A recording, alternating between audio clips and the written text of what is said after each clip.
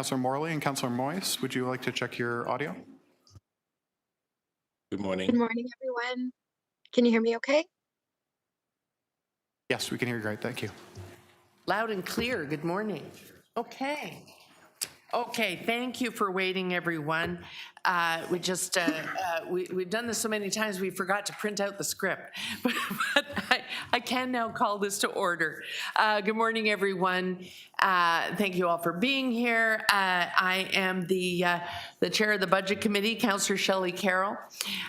We do have quorum, including 2 virtual attendees of the Budget Committee. Deputy Mayor Morley and Councillor Chris Moyes are with us virtually. I want to welcome everyone and wish everyone a happy new year. Today's meeting is being held in person at City Hall in the newly upgraded Committee Room 1. We're calling this the Bridge. Lieutenant Zulu here to my left, Deanna Troy. The rest of you will have to submit your new names. Members, I want to call your attention to some of the committee room upgrades completed this fall, because it will help you in the meeting, and I dare say public deputants later on as well. You'll notice that we have an improved and different layout. It includes greater accessibility measures for mobility devices. There is a separation of the public gallery and new audiovisual equipment, including microphones, monitors, and screens. There have been significant acoustic improvements made to this room. So I would ask that everyone remember that now that we have perfect acoustics, side conversations really should happen outside the committee room. Your voices do carry, and I'm assuming that in a side conversation there may be an element of confidentiality. And if that's the case, you'll definitely want to step outside one of the doors of the room. If we can keep those to a minimum. Let's start our meeting in a good way by acknowledging that although we may be meeting in different locations today, the Budget Committee would like to acknowledge that the land we are meeting on is the traditional territory of many nations, including the Anishinaabe, the Mississaugas of the Credit, the Chippewa, the Haudenosaunee, and the Wendat peoples, and is now home to many diverse First Nations, Inuit, and Métis peoples. We also acknowledge that Toronto is covered by Treaty 13 with the Mississaugas of the Credit. We'd also like to make an African ancestral acknowledgement. The City of Toronto acknowledges all treaty peoples, including those who came here as settlers, as migrants, either in this generation or in generations past, and those of us who came here involuntarily, particularly those brought to these lands as a result of the transatlantic slave trade and slavery. We pay tribute to those ancestors, therefore, of African origin and descent. So, are there, for this meeting, any declarations of interest under the Municipal Conflict of Interest Act?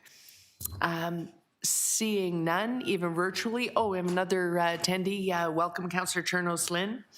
Okay, then we can proceed with the meeting.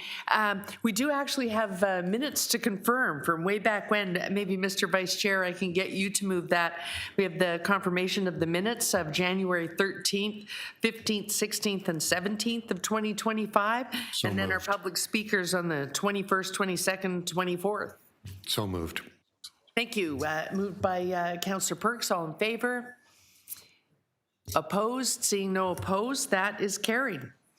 So, the purpose of today's meeting is to hear an overview presentation from the City Manager and this Chief Financial Officer and Treasurer on the 2026 operating and capital budgets.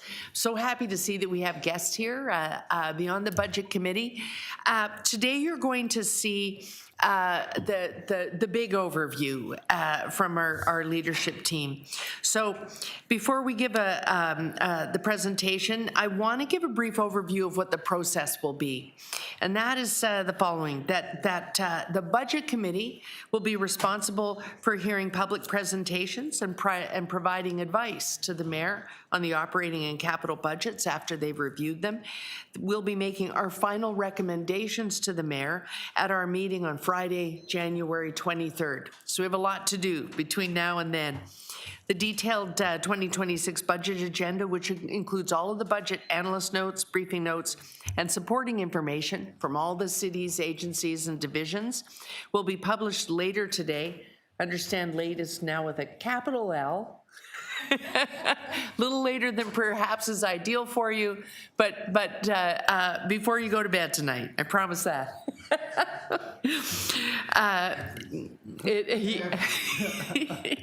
It's going to be published on the clerk's website so that you can check on it later today. You'll find it at toronto.ca/council, and more information can be found, really the overview at toronto.ca/budget. And that's a page that you'll want to look at throughout the process, all the way until council adopts it. We're going to meet next on January 14th, 15th, and 16th to review the budget in more detail. So today, I hope that while we'll take a few questions if we have time before lunch, we want them to be on the presentation that you'll see today. I promise you, though, some of the burning questions I've heard thus far, they're in that presentation. I can promise you that. But members, if you need additional information from staff about this budget that you don't see covered by the presentations or the detailed notes once you've had a look at them, or from staff's answers in these meetings, you can request a briefing note by motion during the budget review meeting on January 14th to 16th. That's those 3 days that you're welcome to join us as we ask our questions. If you can, please send any motions for briefing notes as soon as possible. It really helps us to review them to where we see duplication. We can then collapse into one, those requests. And I ask that you give permission to the clerk to share the motions with financial planning so that they can do that work. Given the very short timeline between our budget review next week and our final wrap-up on the 23rd, financial planning staff will be under pressure, a lot of pressure, to complete all briefing notes requested by the committee in time. So please give consideration of that narrow timeline when making a motion to request briefing notes. And if you're having trouble looking at, perhaps my answer is in these analyst notes, financial planning staff are happy to help you find it in analyst notes. Similarly, my office, we've gotten pretty good at looking at this stuff. So there's lots of help for you. We are scheduled to hear public speakers next week, Tuesday, January 20th and Wednesday, January 21st. And there are meeting sessions timed for 9:30 to 1:30 and then 6 p.m. at all of the Civic Center locations.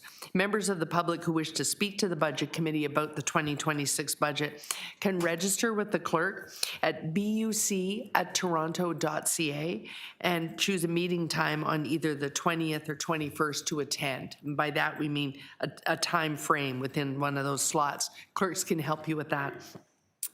The presentation we're about to hear is available on the clerk's website at toronto.ca/council. As soon as they begin to present, it'll go up on the website. Following the presentation, I'm going to open the floor and create a list of members' names for questions of staff before about the overview presentation. I want to thank city staff right off the top, particularly those in financial planning, for a lot of resilience and dedication that was needed. You've all seen the extraordinary outcome of this budget. It was not without a lot of work and dedication. Steve, Althea, I hope you will make sure that every member of your team knows how much we appreciate it. I've used this example in media. We set individualized targets to divisions. In some cases, they went back and forth doing whole redrafts of their budgets to try and get where they got. When I was receiving some of the notes, one of them came back saying version 9. And that was when it hit home for me how hard this work has been to get to the target set for each division. And just the process of doing the review to set their targets was really hard work done on behalf of financial planning. So I hope you'll listen with interest as they present today how they got to where we got and what it represents for the city of Toronto. I want to say that, I continue to emphasize for the community that while we have a low rate, there is still investment in this budget in the places where we know we need to invest. People had a close-up look at TTC yesterday.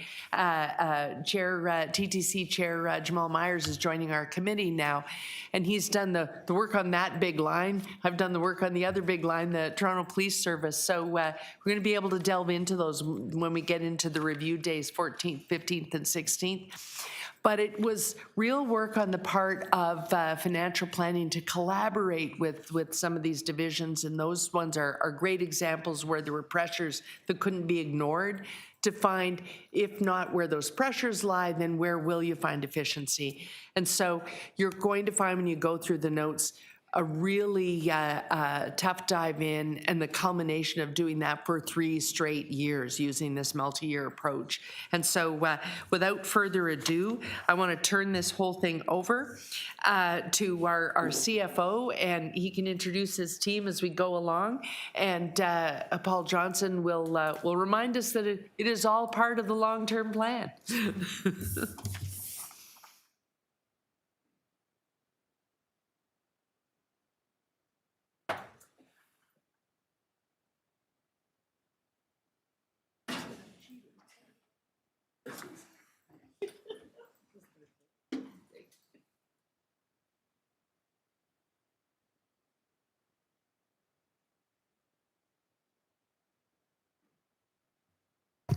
Well, good morning, Chair and members of the committee. It's great to be before you have this 5 morning. minutes. Yeah, exactly. A $19 billion operating budget in less than 5 minutes. Excellent, excellent. And in the spirit of your Star Trek themed approach to this, I think given my hairline, Jean-Luc Picard would be more in line for me.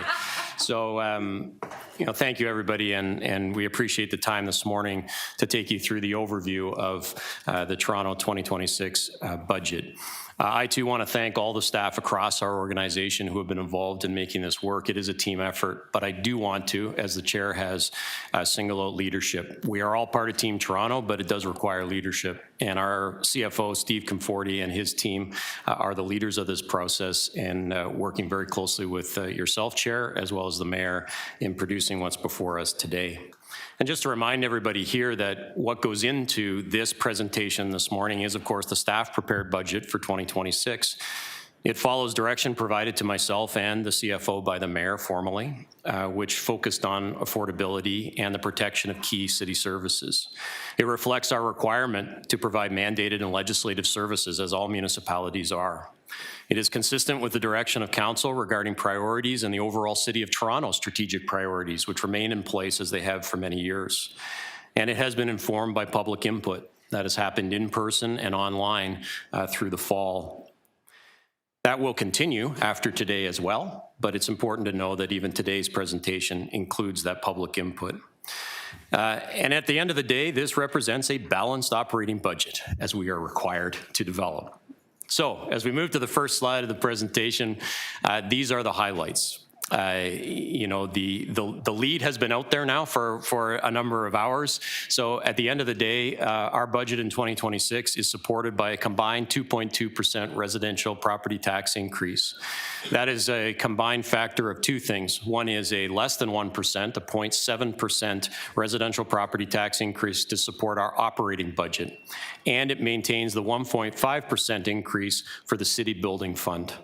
I want to say right off the top that the courage that Toronto City Council took to put forward that over the next number of years, in fact, for an entire decade, that the investment in our capital side of the budget was an important piece of our work is to be commended.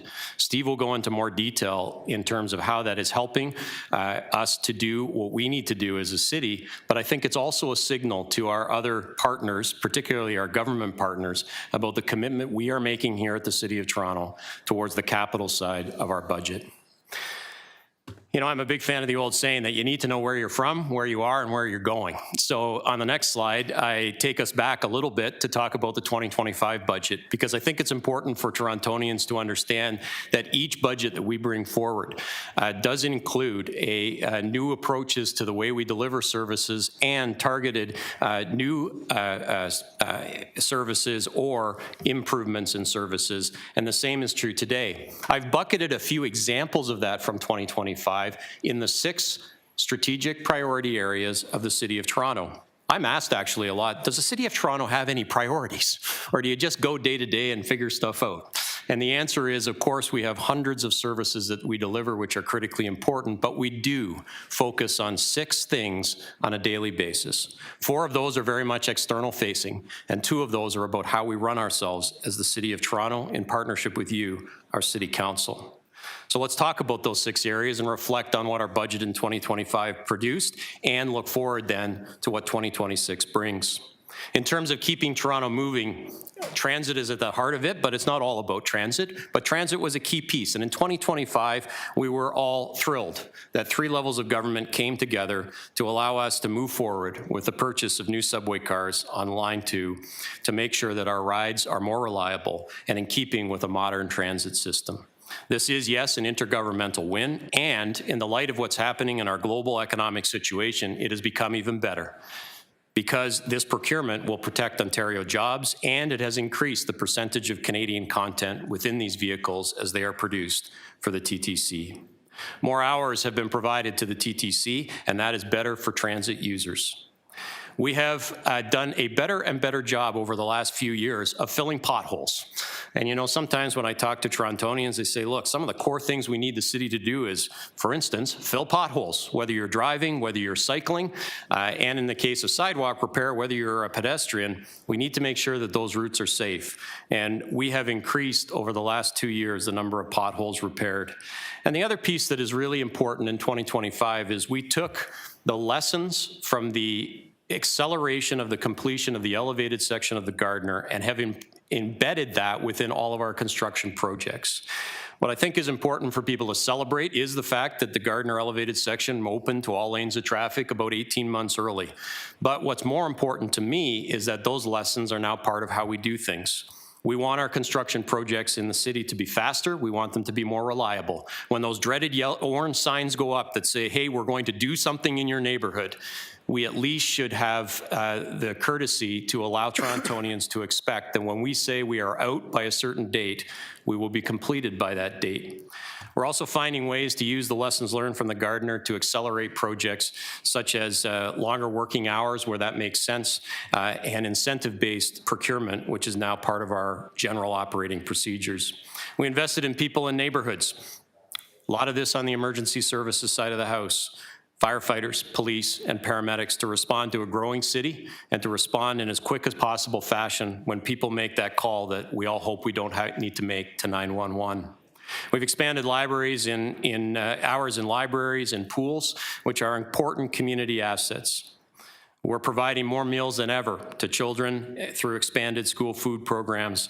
And one of the really important pieces about making this city more affordable is there has been an increase in 2025 again of childcare spaces that are covered under the Canada-wide Early Learning and Childcare Pact, which in Toronto means $22 a day for childcare.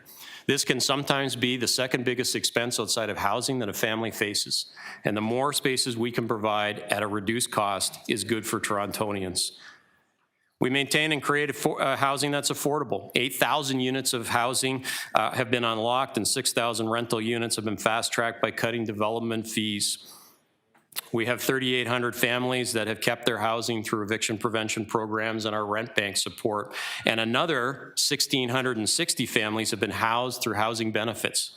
This means that not only are we looking at building new, we're also finding ways for people to keep their housing, and that's good for Toronto.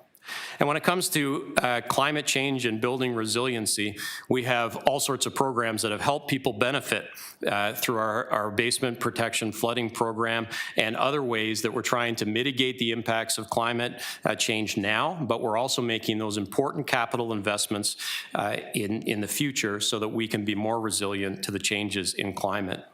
From an internal lens, I'm really proud to say that we have, in 2025, made some very significant improvements in how this city is run. It starts with the fact that when you want to build something in this city, it is not a little faster. It is tremendously faster due to the restructuring and reorganization of our work as a city administration.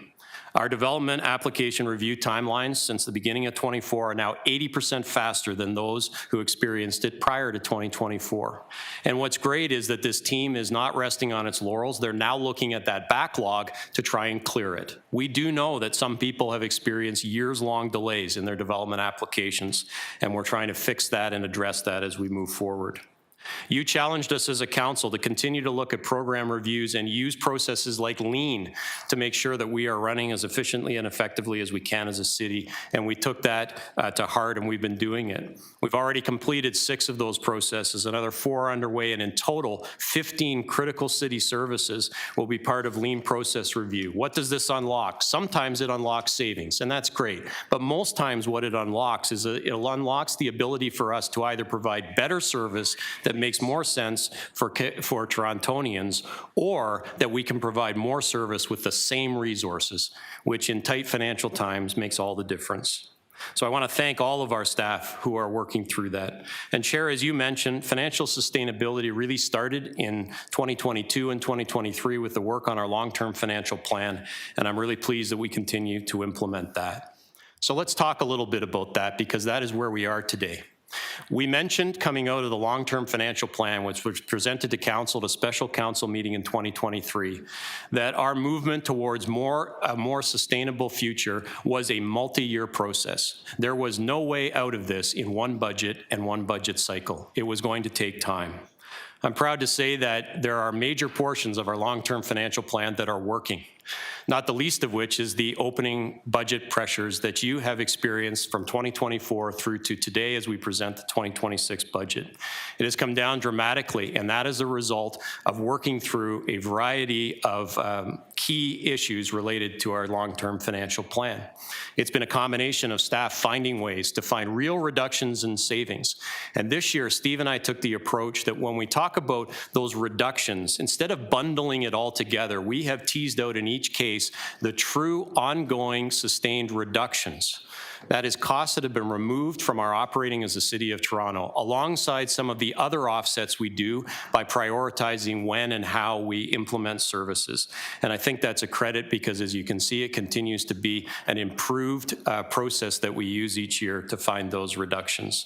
So I'm very proud of the work we're doing to implement the long-term financial plan. I'm very proud to be working with a council that has seen this as an important piece. We have more to do, and we are not there yet, but we are on a good track. So on the next slide, just a reminder of what we identified in 2023. This was one of the best reports I've been a part of, and it was also one of the scariest reports I've been a part of. It's good because, you know, hope is neither a plan nor a course of action. You need a plan. And so it came up with a plan. The downside is the enormity of the financial issues that Toronto experiences are vast. But I'm pleased to say with that plan, we have completed 35 actions within our long-term financial plan with your support. We've implemented new revenue and policy tools. We've identified billions in reductions and offsets. We've restructured some programs to make better use of our current economic situation and be more financially responsible. And we've limited new spending on programs that, quite frankly, we can't afford. That happens in areas, important areas like long-term care and some of the operation of our transit line. And it is not for a minute that we don't find those services important. It is that we need a new type of financial relationship in order to make sure that we can continue to expand those services. Now, a big part of what helped us, and it is a huge thank you that we need to continue to give, is the new deal with the province of Ontario has ensured that we can continue to work through our long-term financial plan. Some targeted investments by the federal government should not be overlooked, as they have helped us as well with certain elements on the capital side in particular, and on our operating side, most related to shelters and dealing with the influx of asylum seekers and refugees. So as we move to the next slide, I do want to say, though, that the challenges that Toronto continues to face are the same as they were a few years ago, and that's why we continue to work on what the plan is in order to deal with our realities. We, as a municipality, as all municipalities do, you know, we have a lot of the things that people experience each day. We have carriage of most of the assets that are in each of our communities, and yet in terms of the share of the overall taxpayer dollar, we are a minority player in that. What's worse is that some of those tools in terms of raising revenue that would be very helpful, the ones that grow over time, are just not what municipalities are given the tools to do. Most of ours do not grow with the economy. And in fact, Steve's going to take you through some more of those details as well. So from limited revenue tools to the fact that they don't grow with the economy, Toronto, like all municipalities, continues to face the need for us to work intergovernmentally to make this happen.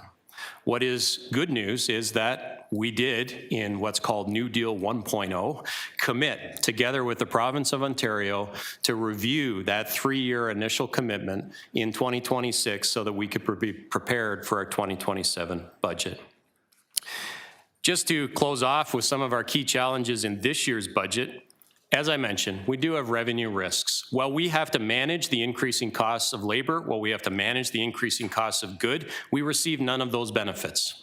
So in terms of income taxes and sales taxes, those do not flow to the municipality, except in some of the rare occasions where we have some, like a municipal accommodation tax on hotels and short-term rentals. We continue to have some uncertainty in our intergovernmental funding, which we need to make sure continues to be a more permanent source of funding. Our expenditure pressures continue to be there, not only on growth and inflationary pieces, but in certain key areas that keep Toronto moving and keep us being the economic engine of the province and the country. And mainly that is around transit and some of our safety and emergency services pressures. Shelter and emergency services demands continue to be high in Toronto. We continue to provide far more service in that area than other municipalities. But I want to focus just for a minute on the fact that this is not a continuing grow part. In fact, as you dig into the budget, you'll see that our shelter services actually has a fairly significant reduction in its overall budget this year. Why is that? Well, our shelter system very ably dealt with the influx of refugee and asylum seekers, and those numbers are now down significantly from where they were a year to a year and a half ago. At one time, our shelter system saw over 6,500 refugee and asylum seekers within the system. Today, that number is just over 3,000, and we're very pleased that we've come to an agreement with the federal government moving forward about how we will both receive funding as well as change our operational structure to continue to have an appropriate sized part of our shelter system that is there to support those who flee their countries and end up in Toronto and end up in Canada. Our shelter system and our work in encampments is another thing that I want to focus on, because we are better today on January the 8th than we were on January the 8th in 2025 when it comes to encampments. And sometimes you wouldn't think that's the case, but let me give you the actual numbers. When we look at our parks, for instance, there are 48 parks in the city of Toronto today that have some level of an encampment. It could be one tent or one structure. It could be a few structures. 48 out of over 1,500 parks in the city of Toronto. Last year at this time, that number was 107. So you can do the math on the reduction there. In fact, when it comes to all the encampment structures in the city of Toronto, last year at this very time, as I was sitting here with Steve opening the budget presentation, there were 360 encampments. Today, that number is 170. We need to say thank you to the federal government, who did provide some 2-year, which is one-time funding over 2 years, to help us with our encampment outreach. It has allowed us to do more multiple pieces of work with people and help them move on. I also want to highlight that within our shelter system, last year alone, over 4,000 people were moved into permanent housing from our shelter system alone. Our capital challenges will be a focus this year within the budget, and Steve is going to spend some time recognizing that this is an area that continues to be a pressure for us, and one that, quite frankly, we're going to need a new approach. Akin to what we did on our operating budget side, we're going to need a new approach if we are to truly work through that. So I conclude with my part and then turn it over to the real numbers from Steve in terms of digging into the real numbers that are in part of the budget package by reminding everybody why Toronto matters. It isn't just ego about why we matter. It is the cold, hard facts of what we generate in terms of economic activity, not only in the province of Ontario, but across this country. We account for 1 in every 5 jobs in Ontario. We attract more than 20 million visitors annually who spend their resources and sustain businesses across this city. 26 million, let's get that straight. We have all sorts of reasons why When Toronto does well, the province and the country does well. And so when we talk about our shared responsibility, it is not because we just don't believe that we should be doing all the work. It is because Toronto, as Toronto goes, so does the province and so does the country. And at the bottom here lists just a few examples of where Toronto is a bit unique. And that is something that we continue to talk to our partners. Our intergovernmental partners very rarely hear from me about, why I need more help in terms of cutting the grass in our local park or picking up the garbage on a regular basis from our residents, because we as a municipality can manage that and handle it well. But when it comes to transit, when it comes to housing and shelter, when it comes to some of those unique features that are just different in Toronto, there isn't a pathway where our property taxpayers and our business taxpayers can sustain that. And if we can't have those vital services, we won't be able to drive the economic engine of the province and the country. So I thank you for allowing me a time to give a bit of an overview. And now over to Steve, who will take you through the details of our operating and capital budget. Great. Thank you, Paul. And before I start, I'd like to extend my thanks to the Mayor, our Budget Chair, our Budget Committee members for your support in this year's process. I'd also like to take a moment to extend my thanks to staff across the organization that have supported this year's budget development. That, of course, includes all of financial planning, led by Althea Hutchinson, who has driven the budget process from day one, and all of our finance leads within city divisions and agencies who provided added guidance and supports to their respective teams. And lastly, I need to thank the team in my office, with special thanks to Lauren Birch and Cindy Williamson, who, along with Althea in financial planning, helped us get to this point today. So buckle in, I got a few slides here. Today, we're launching the balanced 2026 operating budget.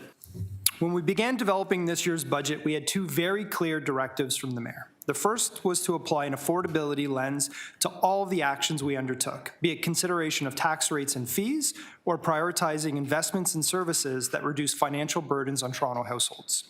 And second, ensuring we did this while sustaining frontline services across the city.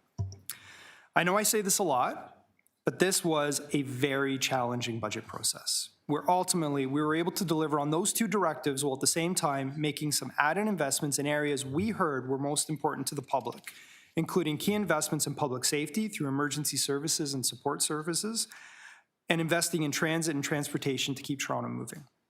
Over the next few slides, I'll provide some further details on how we built this year's budget, speak to some of the challenges we face that are both unique to the City of Toronto, but also those common to municipal finance in Ontario, and ultimately actions that have been taken with a continued multi-year lens to budgeting that enabled us to propose a 0.7% increase to the property tax levy specific to funding the operating budget. As we mentioned, we're presenting a total operating budget of $18.9 billion in gross expenditures. This reflects a $207 million or 1.1% increase from the final budget in 2025. The year-over-year increase is driven by three main factors. First, continued and added investment in our emergency services, paramedics, police, and fire, totaling $237 million. That includes impacts from our multi-year hiring plans with paramedics and police services. Second, $170 million towards our commitment to transit and continued prioritization investments in transit services, along with added costs associated with the operations of Line 5 and 6. And finally, we're experiencing further inflationary pressures to the cost of labor to deliver city services, beyond those reflected in emergency services and transit numbers. The final key driver was actually a reduction, similar to last year, where the federal and provincial flow-through funding increased our overall expenditures. This year, reductions in federal and provincial programs associated with childcare, shelter services, and Ontario Work supports that are provided by the city has resulted in a reduction of $276 million in total expenditures.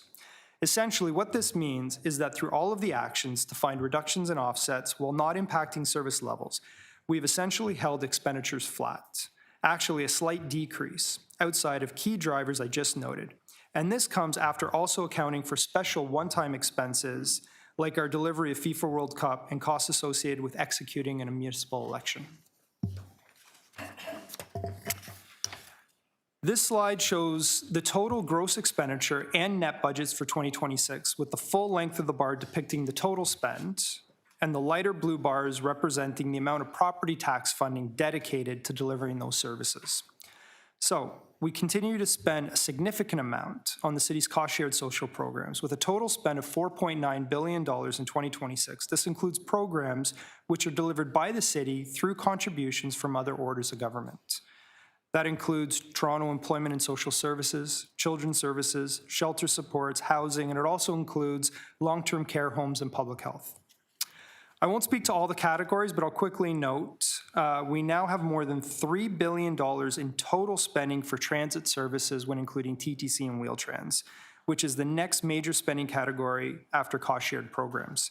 Next are rate programs, reflecting 12% of total investments, then police, budget with $1.7 billion in total spend. And finally, I'll also point out governance and corporate services and financing costs, which include expenses incurred on behalf of the entire organization, such as technology services and debt servicing costs.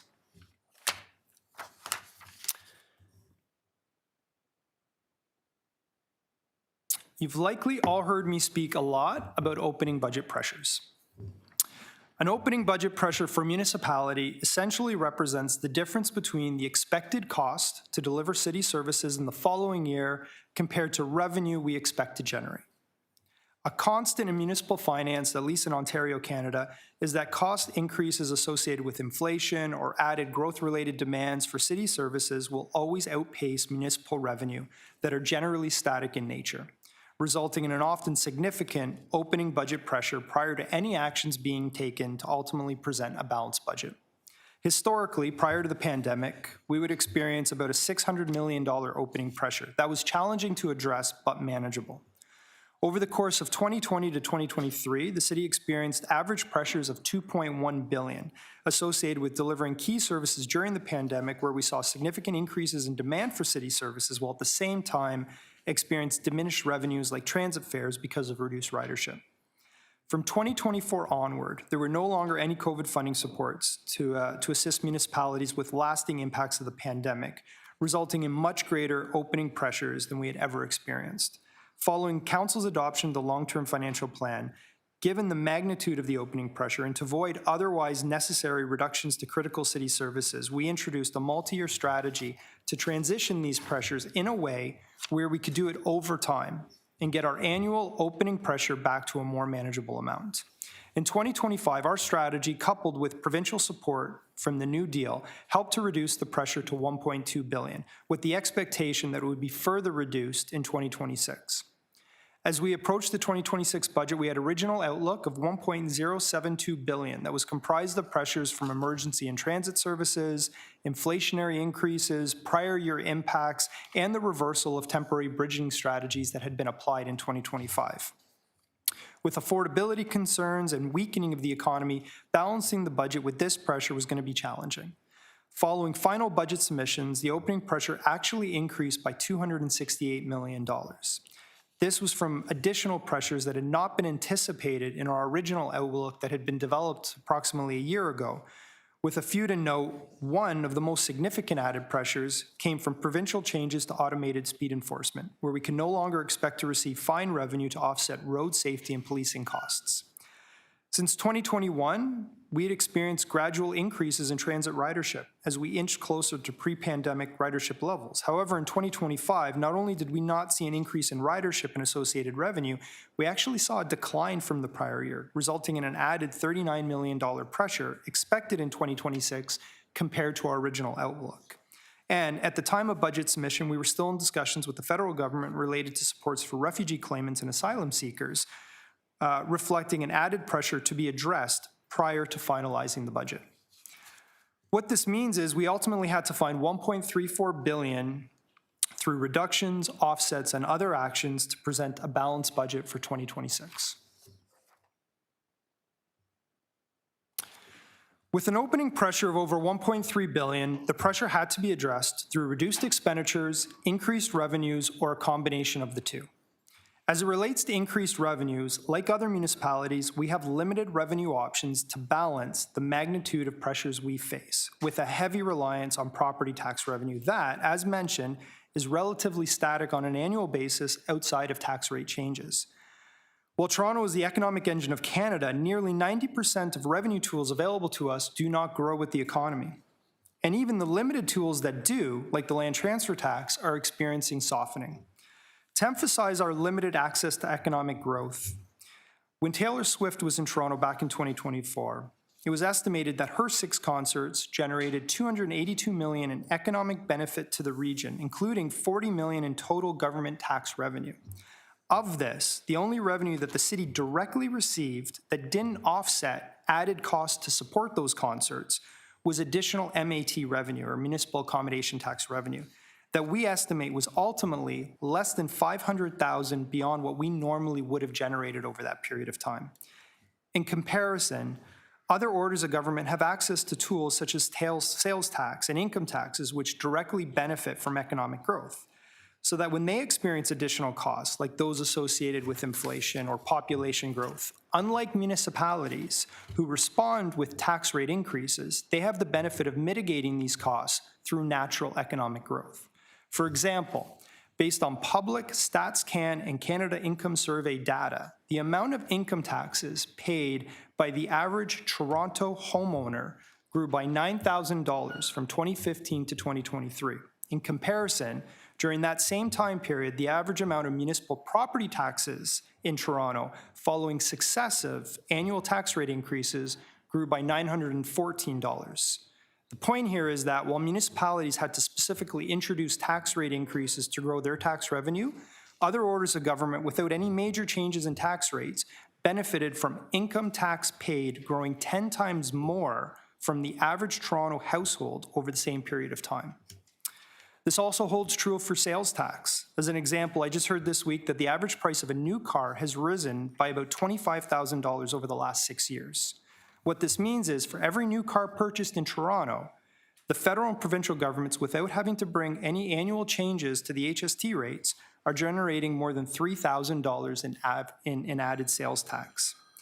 I raise these 2 examples not to justify tax increases or changes to user fees, but because I think it's important to appreciate that when the City of Toronto faces budget pressures greater than those felt by many provinces in this country, we can only address those through increased revenue or reduced expenditures.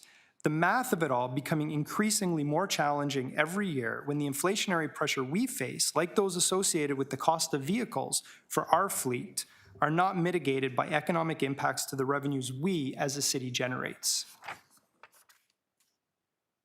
So, what does this all mean for the city? Here's an updated version of a slide that has been used in our budget consultation process and aims to provide a visual representation of the budget challenges we face in 2026.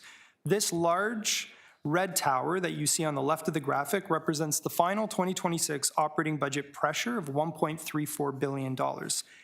That much smaller green box just to the right of it reflects the $50 million in annual revenue that is generated from every 1% residential property tax increase. So, and only to provide perspective, to fully offset the opening pressure through a property tax change alone would have required 27% property tax increase. Now, the other towers that you see provide a to-scale visual of the 2025 portion of property tax funding that supports the major city services we provide. So alternatively, if we were to have approached the 2026 budget challenge of $1.34 billion through program reductions alone, we would have needed to eliminate expenses equivalent to all fire and paramedic services across the entire city, close all libraries, and remove all parks and recreation services across the city. And after that, we would still have to find an additional $33 million in reductions. So we obviously didn't take any of these actions, and I'll take you through the approach that we have taken to bring a balanced budget forward in 2026. As I noted, we ended with an adjusted pressure of $1.34 billion that needed to be addressed in order to present a balanced budget, while also ensuring we were following our direction to prioritize affordability in all of our actions and preserve frontline services. With that, similar to actions since the onset of our enhanced multi-year approach to budgeting, we started with identifying all possible reductions and offsets, ultimately identifying $788 million. This includes $135 million in actual reductions to budgeted expenditures in the form of efficiencies and detailed line-by-line reviews, as well as a further $653 million in offsets like cost deferral or avoidance, revenue adjustments, and other actions found through programs and fiscal reviews. Additionally, we explored, where appropriate, financing adjustments and available bridging strategies to provide further combined offset of $516 million.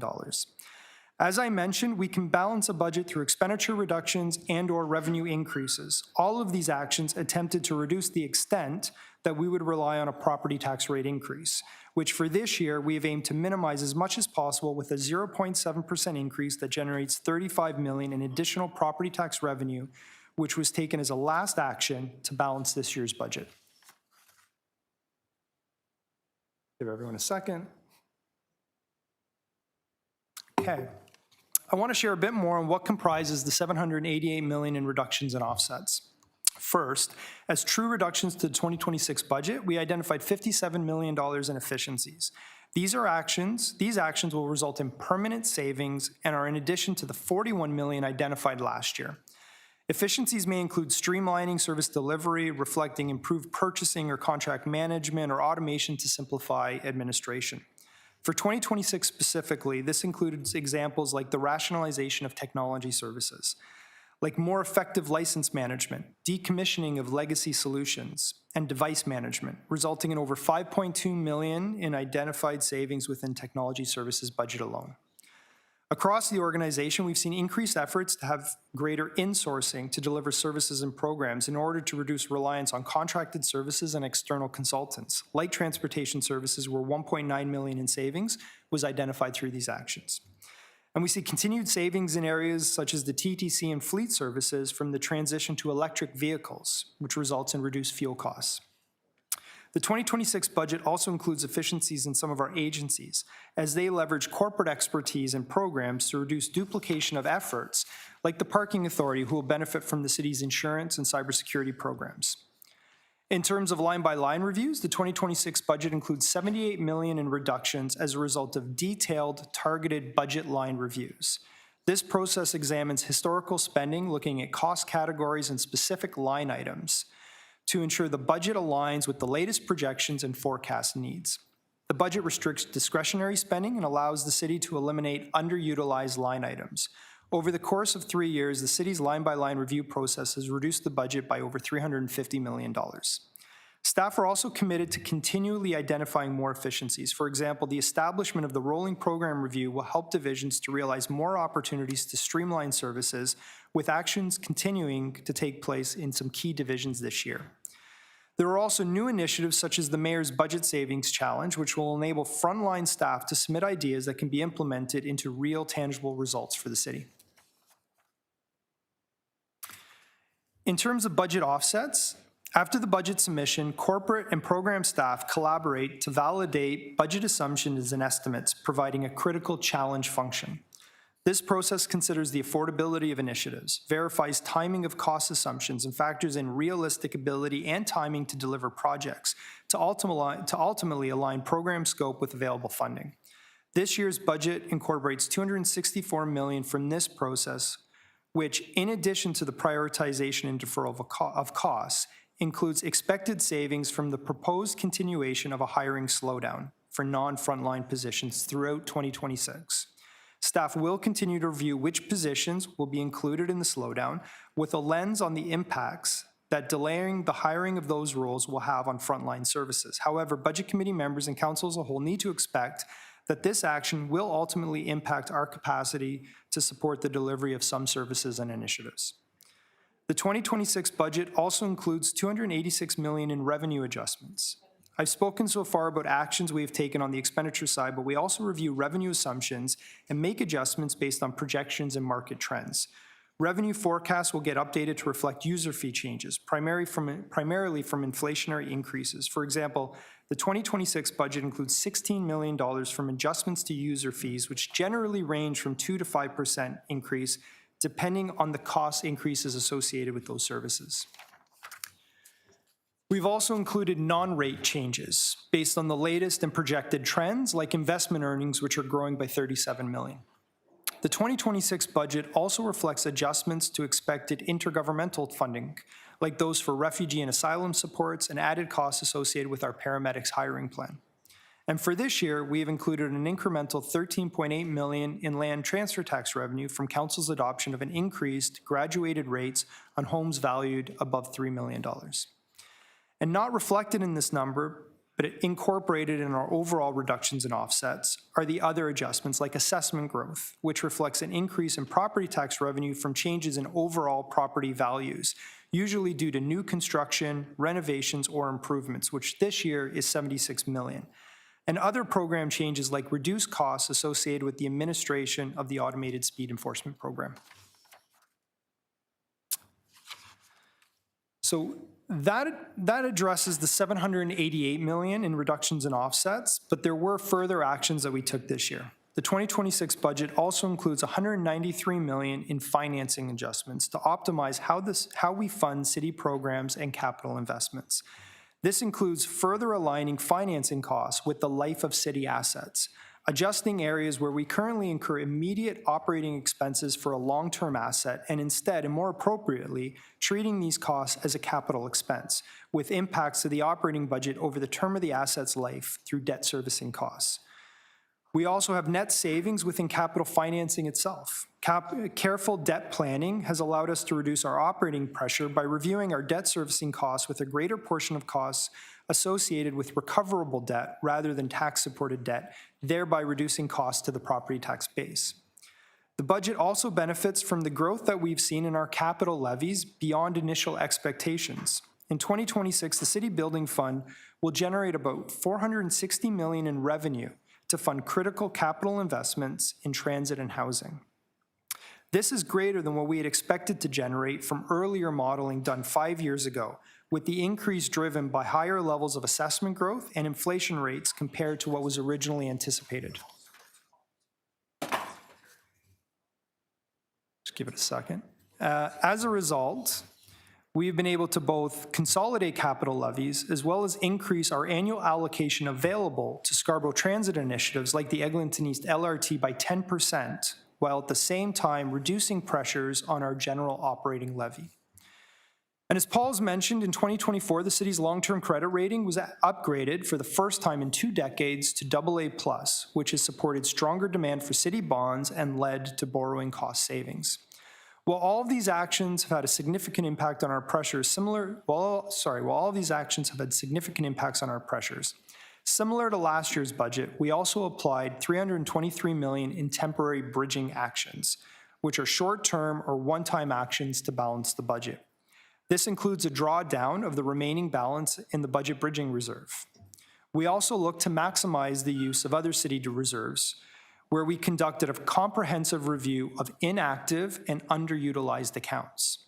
Lastly, staff initiated actions late last year with the aim of generating a 2025 surplus to be leveraged against 2026 pressures. Ultimately, these funding changes and temporary measures to help balance the budget while maintaining services. However, I do want to note that as these actions are available on a one-time basis, they will create an equivalent pressure as part of the opening budget challenges reflected in our 2027 outlook. Okay. While we've taken all the actions noted to bring a balanced budget, a directive for us as well as we developed the 2026 budget was to ensure we were advancing affordability and preserving city services. Our 2026 budget maintains services while also making modest enhancements in the areas that we heard are the most important to our residents. This slide shows just a few select examples of key investments within our nearly $19 billion total operating budget in the areas of making life affordable. The budget includes funding for school programs, which will reach 757 school communities and camps, which will now be expanded to 155 new communities or 62,000 additional students, and to 89 more camp locations and more than double to support 60 new camp participants. Getting Toronto moving better. We will now have 127 traffic agents, 27 more than we had last year, which will continue to help improve travel times in key corridors. And new fare capping on the TTC will also help to create 2.1 million net new free rides, which also supports making life more affordable for transit riders. To deliver a safer Toronto for everyone, we are continuing to invest in emergency services with 258 added positions between police and paramedic services above the existing 9,459 positions we have today across our emergency services, while at the same time investing in social and crisis supports at more library branches and enhancing Toronto community crisis services across our transit system. We're also rolling out color-coded rent-safe ratings to 3,600 buildings to ensure they remain safe. And finally, we've also focused on providing excellent community services. In 2025, we had 83 library branches open 7 days a week. That will be expanded to a total of 100 library branches this year, which reflects Phase 3 of the open hours vision. We provided 489 portable air conditioning units to low-income seniors with health needs. The 2026 budget includes enhanced funding to provide at least 1,000 AC units this year. And lastly, I do want to note that the budget includes $2 million in added funding for service enhancements that have not yet been allocated. These funds will be made available to the mayor for inclusion in her proposed budget following public input and feedback heard over the next month's process. Advancing financial sustainability for the city while preserving critical city services requires us to continue to develop our budget through a multi-year approach. Our current estimated opening pressure for 2027 is approximately $1.1 billion, which includes the reversal of our 2026 bridging strategies, as well as full-year costs for 2026 enhancements and expected growth and inflationary pressures.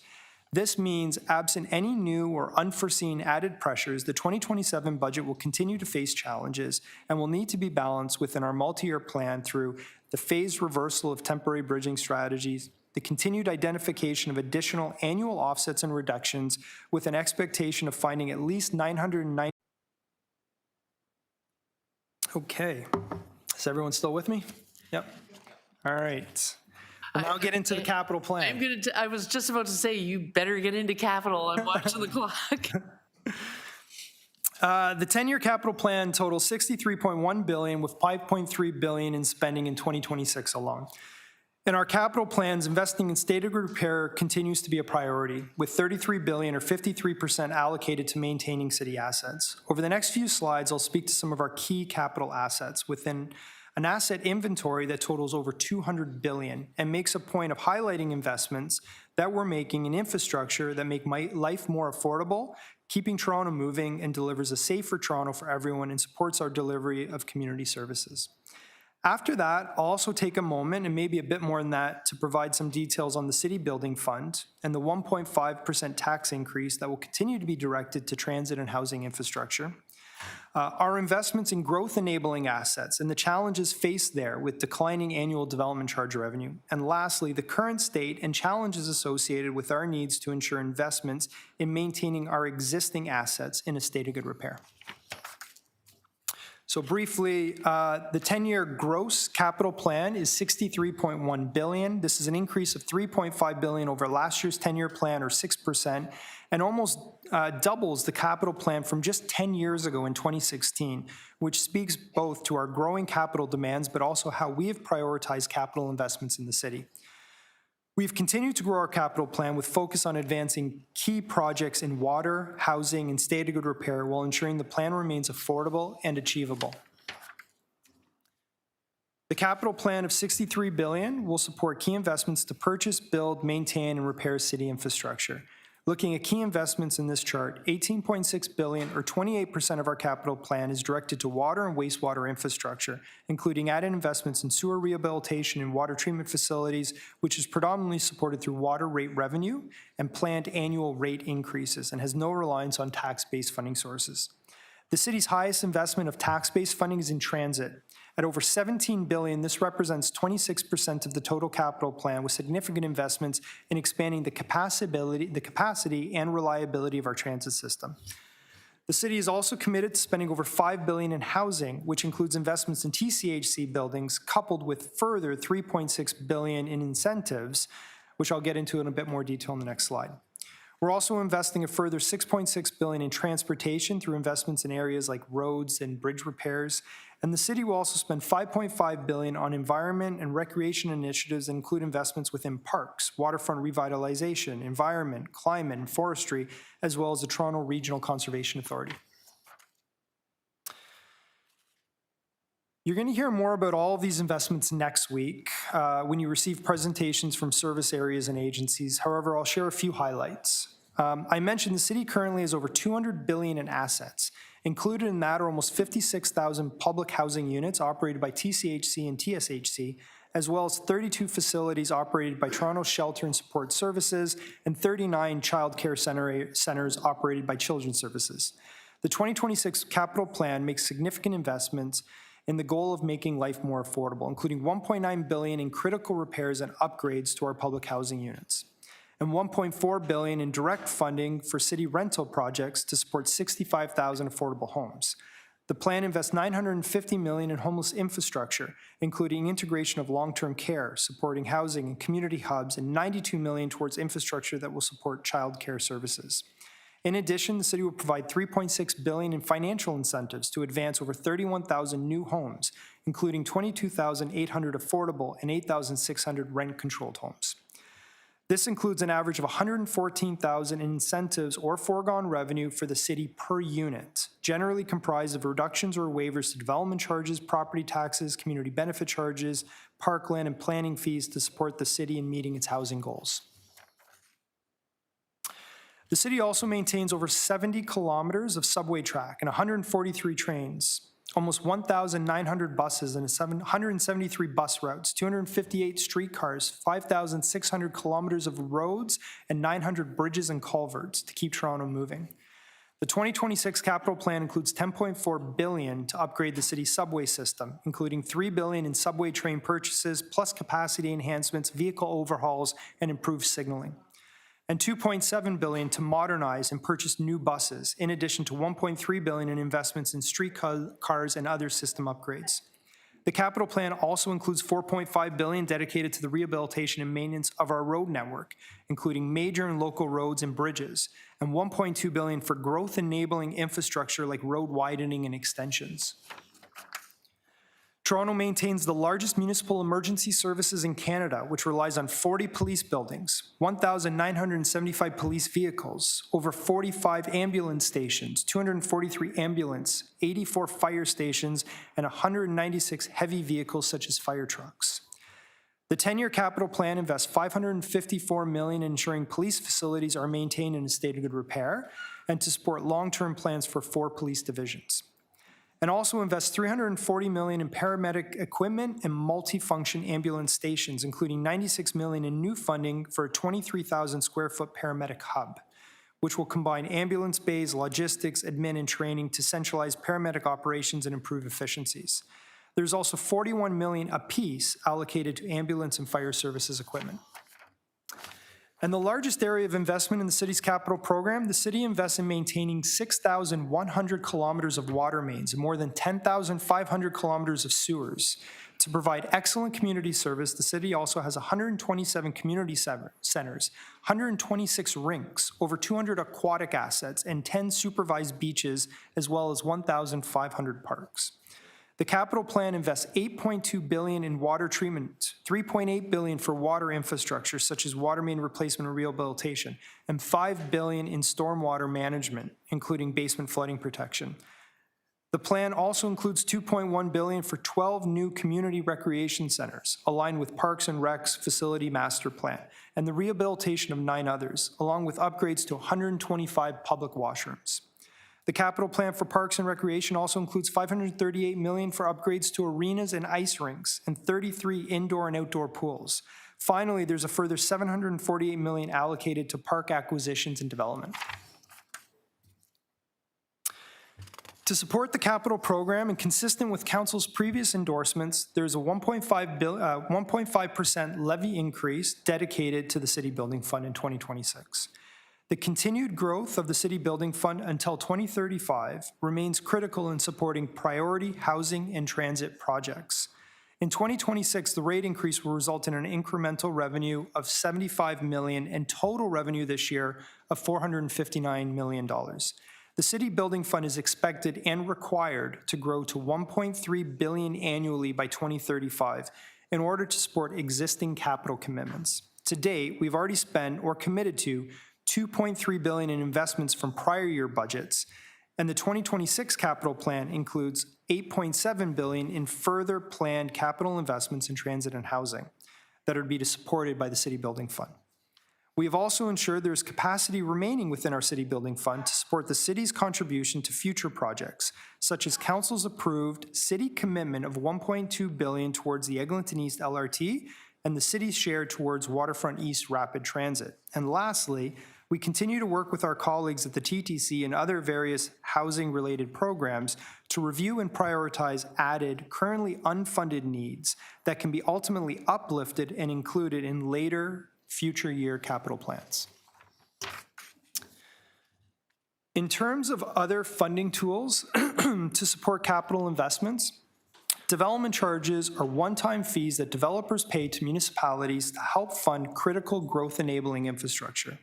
This is either infrastructure needed to enable housing development like sewers or roads, or infrastructure needed to support communities that move into those developments like transit or parks. It's often pointed out that the city has over $2.5 billion in our DC reserves to support this work.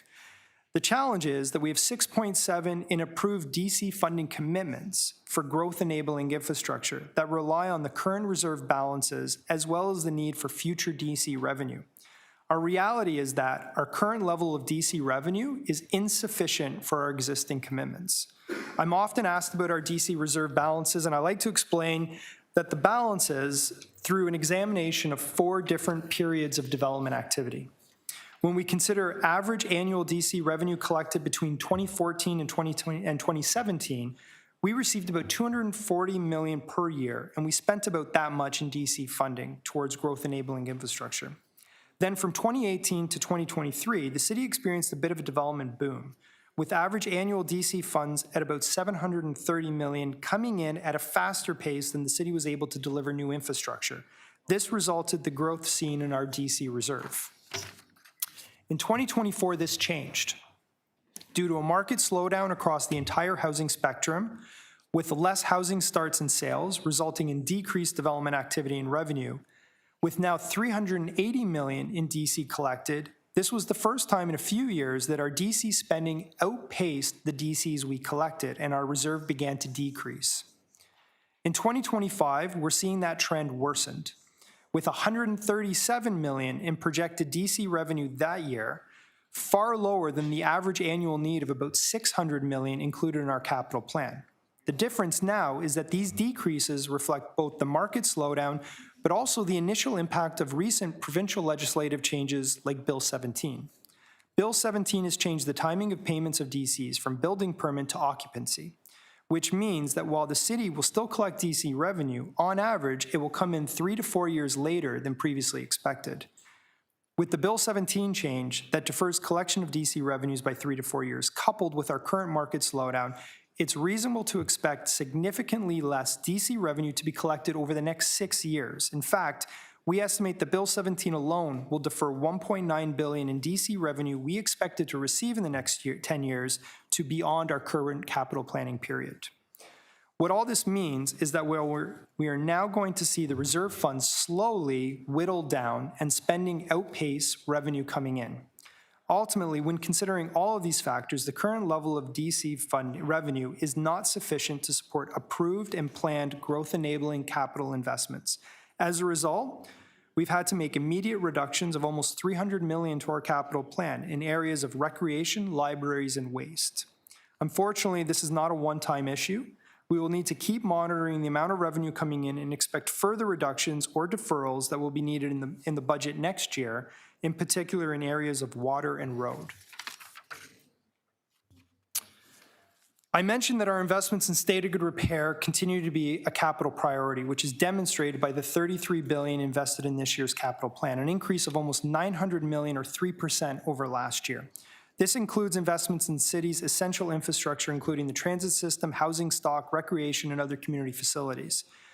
The city continues to face significant pressures in terms of SOGR needs, with over $200 billion in existing assets to maintain, many of which have updated assessments, are approaching the end of their useful life, and with investments in new assets, which will also need to be maintained, is increasingly challenging to meet our SOGR needs. I think it's important that I speak to SOGR needs after the DC slide.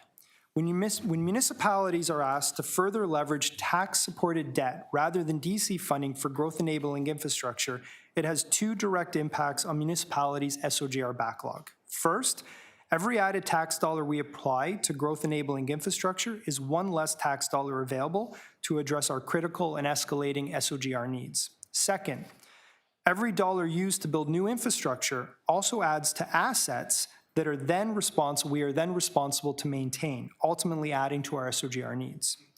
I think it's important that this dynamic is understood when we have DC conversations, because municipalities are responsible for 60% of public assets. Many of these assets that were built in the 60s and 70s and are coming to the end of their useful lives. At the same time, municipalities only collect about 9% of all government taxes and fees. So to borrow a line I hear at times from the development industry, the ability to ultimately address our SOGR needs just doesn't pencil. I am particularly proud of the actions the city has taken over the last few years to prioritize SOGR investments. We've been able to significantly grow our investments in SOGR. This has been possible through council commitments to growing the city's building fund, our enhanced corporate asset management plan, development of capital prioritization frameworks. As I mentioned last year, not only did we eliminate the city's single largest SOGR liability in the upload of the Gardner, we also redirected those freed up funds to critical SOGR needs in transit, our roads and bridges, TCHC, city buildings, and our parks and rec facilities. The issue is that SOGR needs are beyond the financial reach of municipalities, and a sustained all-of-government approach to invest in existing public infrastructure is needed. And here in Toronto, we would welcome stimulus or infrastructure programs that can stack onto the $33 billion that we already invest in SOGR, including the considerable gains that we've made over the last few years alone. So I don't want to stay on this slide for too long, but it does show what all of these actions we have taken do to bring down our SOGR needs. Since 2024, we continue to see added pressures through the 2026 budget process, primarily due to impacts identified through reassessment of SOGR needs in areas like transit services and community housing, the impacts of new assets coming online adding to future SOGR needs, and inflationary increases to the cost of construction, impacting the reach of each tax dollar invested in SOGR. To hopefully end on a positive, even with the challenges I noted, the 2026 trajectory is improved from 2024. The impact is due to the significant and sustained level of investments we have made in the past few capital plans and will continue to make through future capital planning processes. Okay, I promise I am in the last section now, property tax and rate impacts.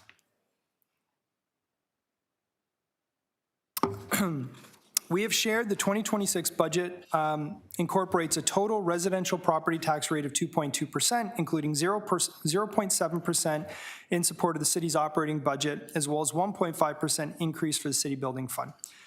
This results in total annual increases of $92 or $7.63 a month for the average home, which has an assessed value of just over $692,000. And just to clarify, the current assessed value for all residential properties in the city that is used for property tax purposes is accurate at $692,000.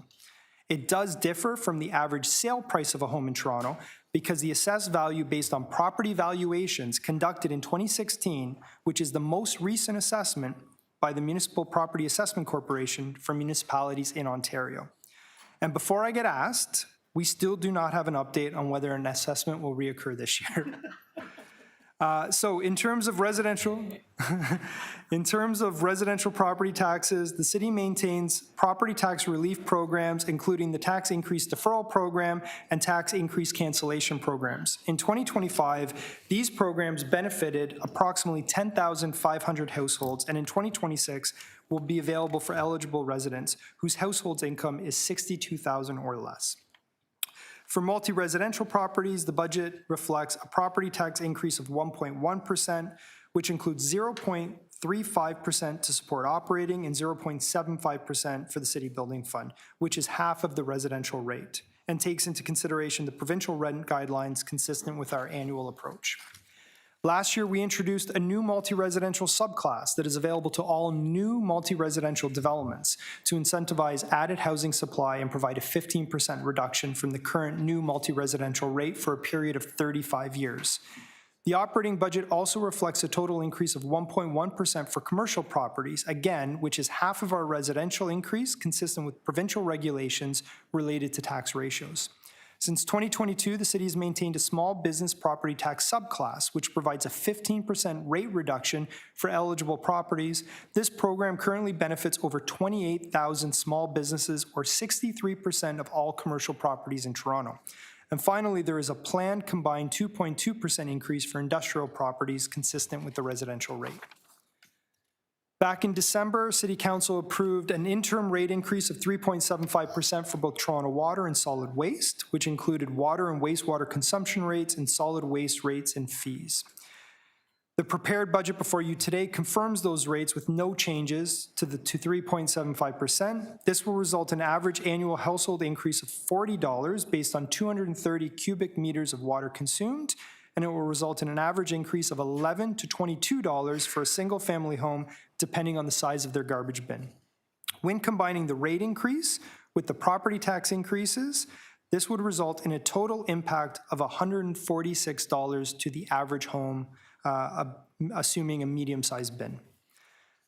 This reflects impacts for residential customers. However, I do want to note this year, Council adopted a phase-in approach to increase the current 30% discount for high-volume industrial Block 2 consumers to 35% over the next 3 years, which means in 2026, Block 2 customers will see a 1.25% rate increase rather than 3.75%. All right, before I wrap up, I'll just take a moment to go over the upcoming schedule. Today is the first official day, but the budget process was begun many months ago, starting in early summer months before various public consultation opportunities. Looking ahead to next week, the city will, for the third year now, be hosting telephone town halls, providing more opportunities for residents to call in and participate in the budget process. These will happen in the evenings of January 14th and 15th. Also next week, from January 14th to 16th, the committee will receive presentations from service areas and key agencies. On January 20th and 21st, there will be another opportunity for the public to participate through deputations to Budget Committee.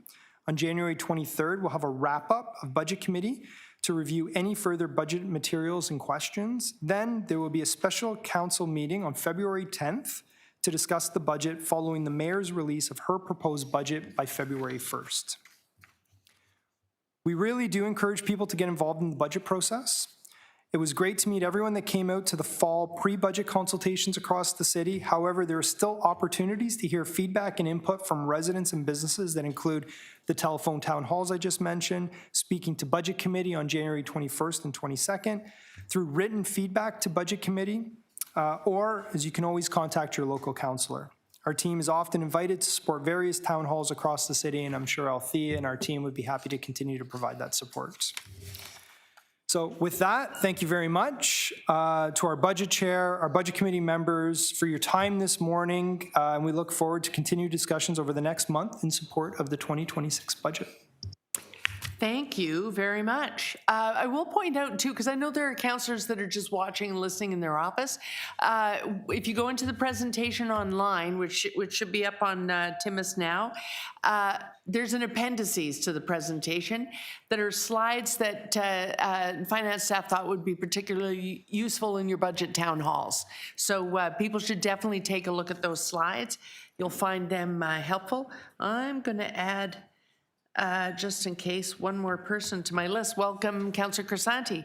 Okay, so maybe we should do it right now before we go any further. We're almost at 12:30, and I know people want to ask a few questions of the presentation, so they have, they're teed up. So I'm wondering if we could move a motion.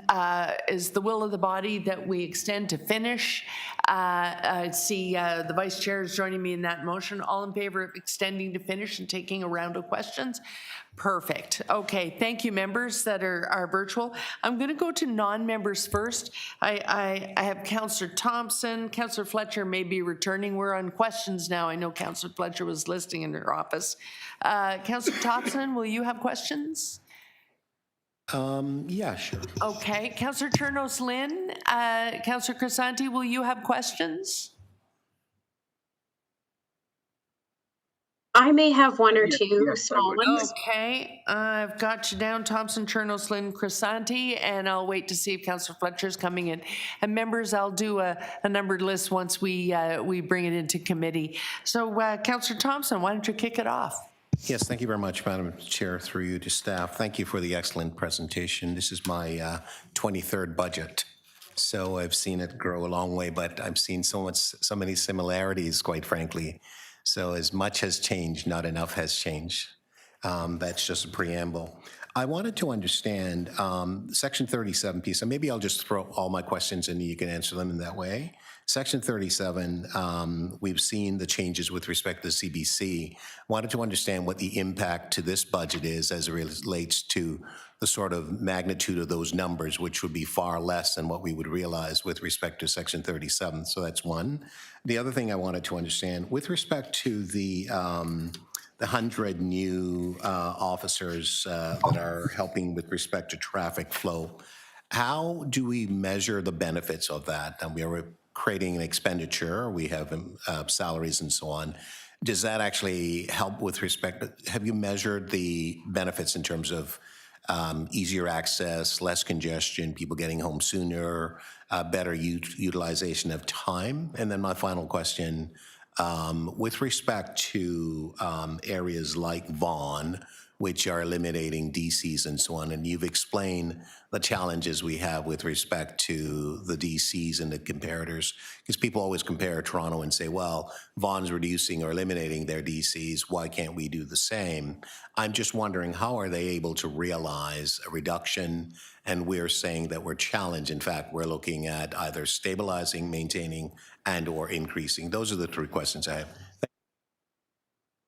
Okay, thank you. Mr. CFO.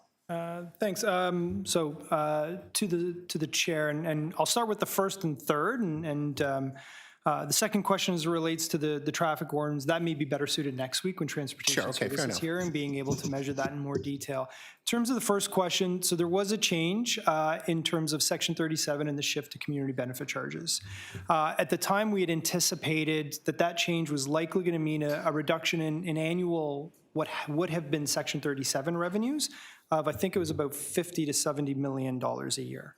So that is starting to manifest. We have included, and you do see within various materials, how much CBCs we begin to collect. And we've talked about the process in terms of how those get applied and working with the local councillors to ensure that they're being applied to critical growth enabling capital work within the wards, but it's generally a loss of about $50 to $70 million annually compared to the previous Section 37 approach.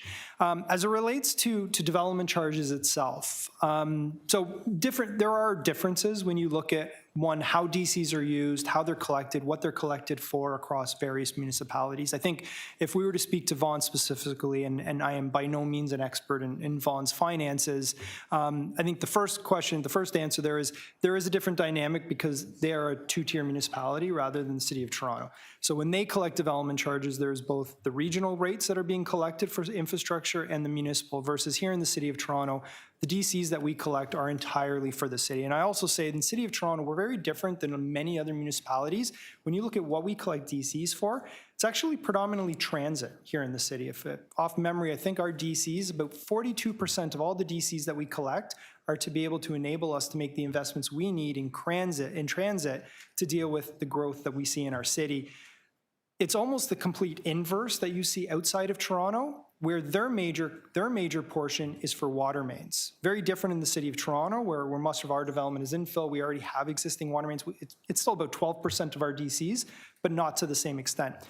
The other major change that I've seen other municipalities do that have reduced their DCs beyond what the incentives and the actions Toronto has taken itself is they've leveraged some of the federal and provincial funding programs that were directed to them.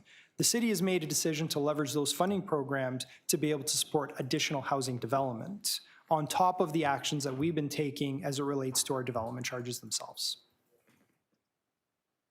Okay, thank you. I have. Yes, we run their subway for them. Councillor Chernos-Lynn, did you want to go next? Sure, can you hear me? We can. We Okay. can hear you quite well in our new, up here on the bridge. We can hear everything. The acoustics are a little too good. Not to speak too loud then. I guess I have a couple questions. One was whether we realized any savings or whether there was any impact whatsoever, one way or the other, from the federal government's cancellation of the carbon tax rebate.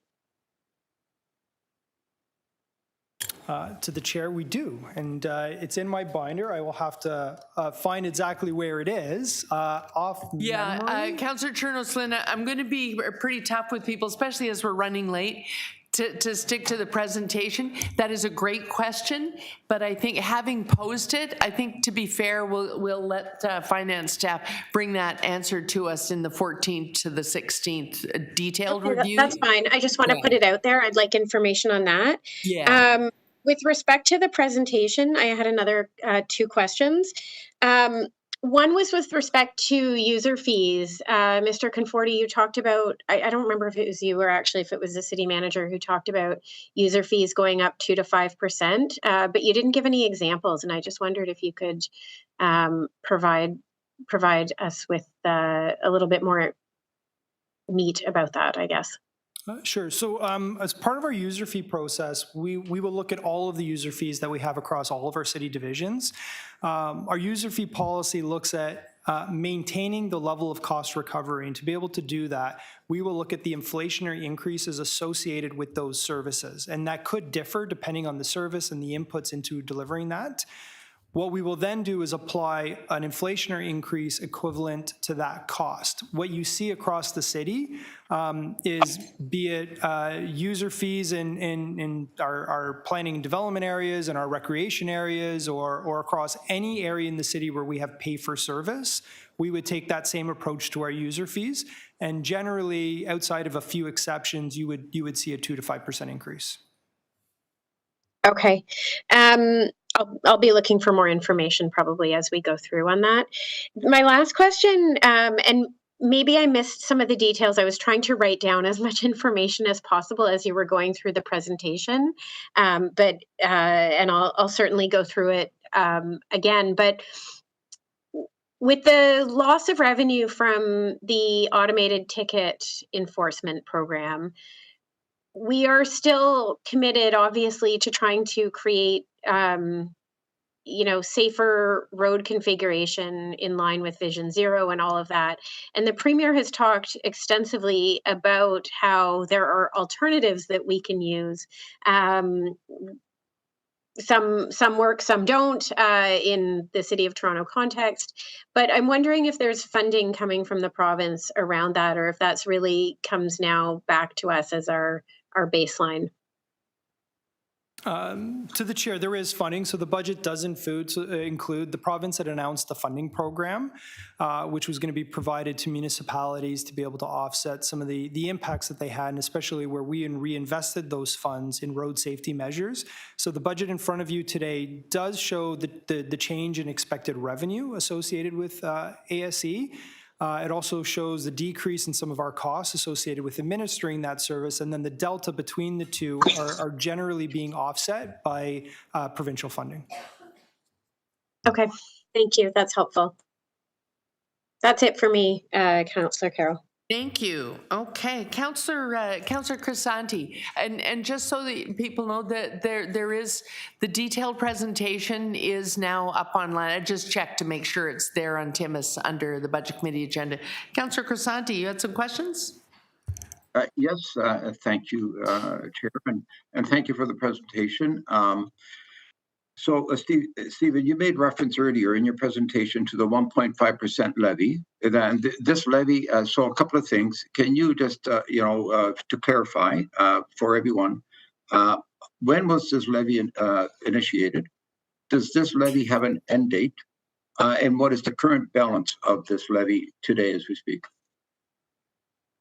To the chair, so I assume you're speaking to the City Building Fund levy? The City Building Fund levy was introduced. So the levy in terms of the City Building Fund itself was first introduced in 2017 as initially a 0.5% increase.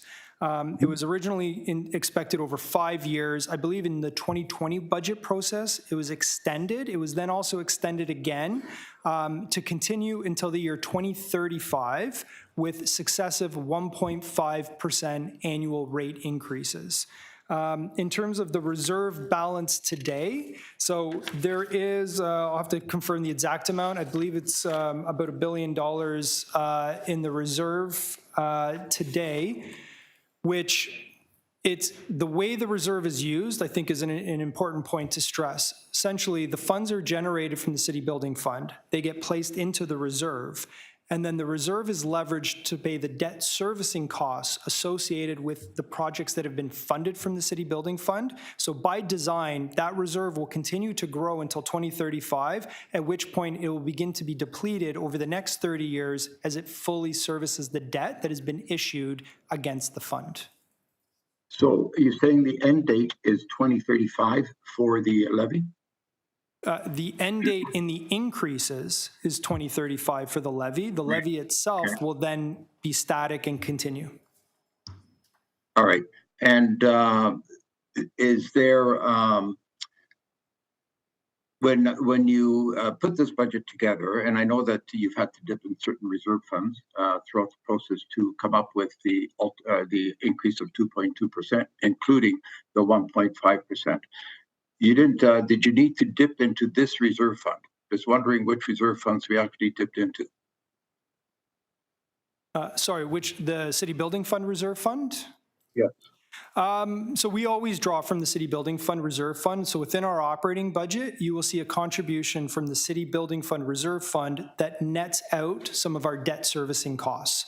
So you will see included in this year's budget is the continuation of a draw from the City Building Fund to be able to offset debt servicing costs. You will also see an increase in that amount. That's not necessarily through intentional actions. It's what's happening because of the increased level of investment that we're making through projects funded from the City Building Fund itself.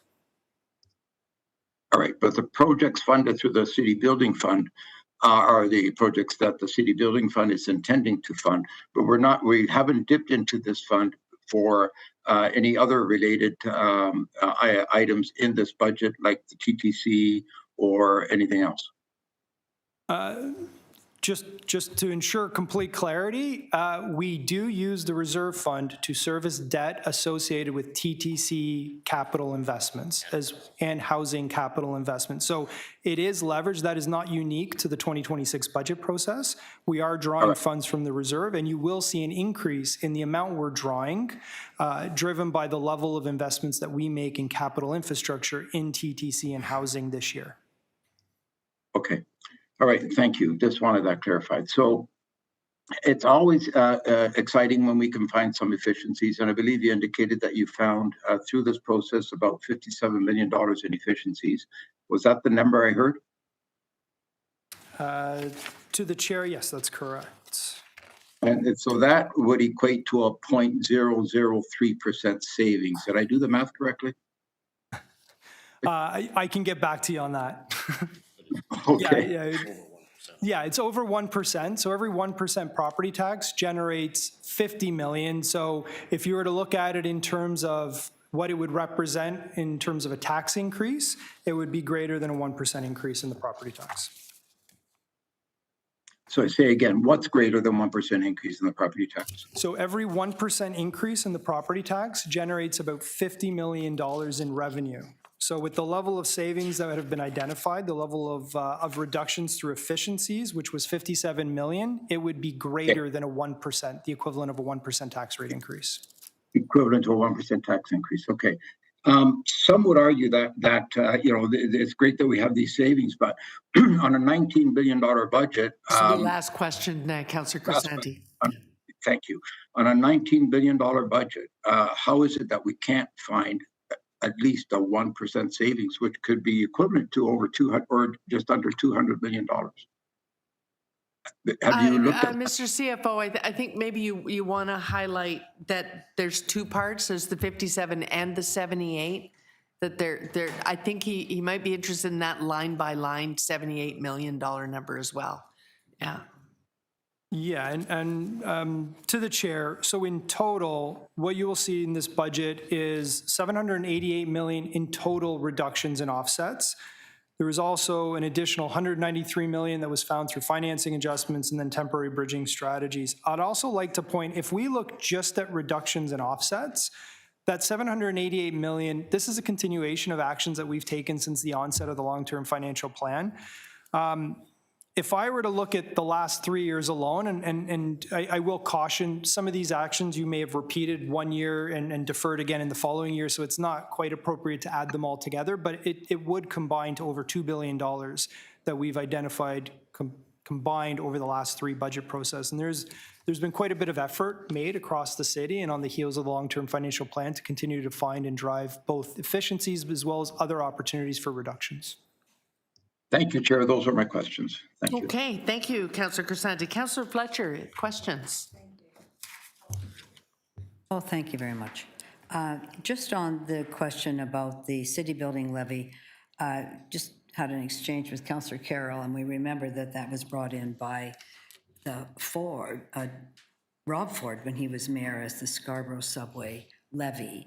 And then I believe it transitioned to a larger transit levy and now it's a housing levy. That's how I've always understood that as a continuum, and I think it started about 12 years ago. To the chair, there was a continuum. They were considered separate levies, but it initiated with the Scarborough Transit levy, and on the heels of the Scarborough Transit levy, then then began the city building fund itself. And then council agreed to establish a city building fund, but that was the first time we had a special fund, and it was initiated under the Ford administration in order to get extra funds for big capital issues. To my knowledge, that would have been the first special levy that I've been aware of here in the city. Well, Yeah. we were here, so we remember that. We were at the table. So was I. It was for the Scarborough Subway when we decided to do that rather than the LRT. I just see on page 23, you're talking about the spend rate, which is great. I'm sure somewhere in here, through all the city divisions, you have the completion rate, the capital completion rate. You're going to know what that was year over year. And then I'm wondering about the capital completion rates for our agencies and corporations, how that oversight is undertaken. To the chair, yeah. So we've made considerable advancements in our capital spend rates. If I go back even 5 years ago, I believe we were in the mid 60% in total capital completion on the spend rate. We have now, our latest projection is that both between city divisions and our agencies, at Q3, we're projecting to be above 80%, slightly above 80%. And that isn't just in a percentage completion rate, that's actually in total dollars spent as well. But you could go division by division. You could tell us in certain divisions, here's the spend rate. Absolutely, and it's also available in the quarterly variance reports. That's fine, but when we're doing the budget, that would be good to know. In your page 23, state of good repair, you've got potholes in there as something important. Is there a utility reserve that all the utilities pay into? Enbridge, everybody that rips up the pavement, there must be somewhere where all those dollars go. Where would they live? To the chair, that may be better suited when transportation services is here next week, but there is, I believe, the pavement degradation fee that would go into a reserve and would be leveraged for capital And we spending. would know what that is because that is state of good repair for roads, because I see transportation's mentioned there, so I think you should know I'm going to dig into that one fairly significantly. And then the noting that 3.5 billion, the city is putting by foregone revenue, 3.5 billion into building affordable housing, right? That's quite a significant amount. So in addition to the direct funding that we provide to various housing initiatives, there is an additional $3.5 billion in foregone revenues that we as a city provide to incentivize housing development. That's very different, and that's a big step forward in order to make sure it's happening. I'm just noting that on that list, there's only one, that's foregone revenue, where we're contributing such a large amount from foregone revenue. And then page 29 for the arena upgrades, rinks and arenas, and you might tell me it's better done when we get to parks, but I'm not sure. I'm looking at all the arenas. Are those all of the arenas, the ones that are directly operated, as well as the ones that have a board of management, or are they, what are the 27? Probably better served for next week, and we can get into the program details with park staff. Make sure they have. Make sure that, but I don't believe that, do parks oversee all of the board of management arenas?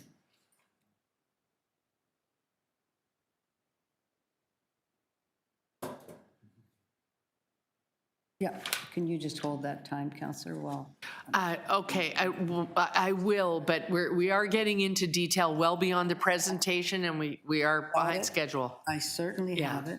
I'm just So the interested. answer is yes, we do. So it's parks that has that in their bailiwick. Okay.